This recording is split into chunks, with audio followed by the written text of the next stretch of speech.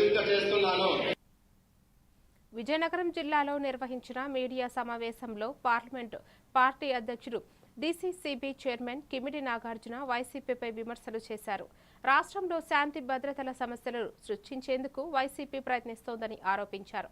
కూటమి పాలనలో రాష్ట్రం అభివృద్ధి చెందుతుంటే చూడలేక కులాల మధ్య చిచ్చు పెట్టే కుటిల రాజకీయాలు చేస్తోందని అన్నారు.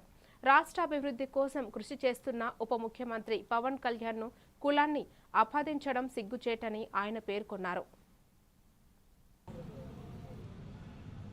వైకాపా పార్టీ రాజకీయాలు చేయాలనుకుంటే ఎంత క్రూరంగా చేస్తారు అన్నది మనందరికీ తెలిసిన విషయమే. రాజకీయాలే వాళ్ళకి ముఖ్యం తప్ప రాష్ట్రంలో శాంతి భద్రతలు కాదు.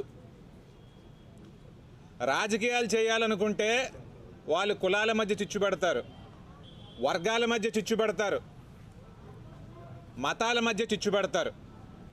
వారు ఆ రకంగా ప్రవర్తిస్తారు కాబట్టే ప్రజలు వాళ్ళకి 11 సీట్లు ఇచ్చి ప్రతిపక్ష హోదా కూడా లేకుండా కూర్చోబెట్టడం అనేది జరిగింది.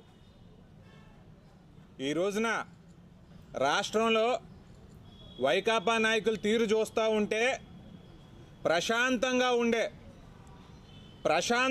ఉండే మా కాపు కులంలో కూడా చిచ్చు పెట్టాలన్నట్టుగా వాళ్ళు అడుగులు వేస్తూ ఉన్నారు.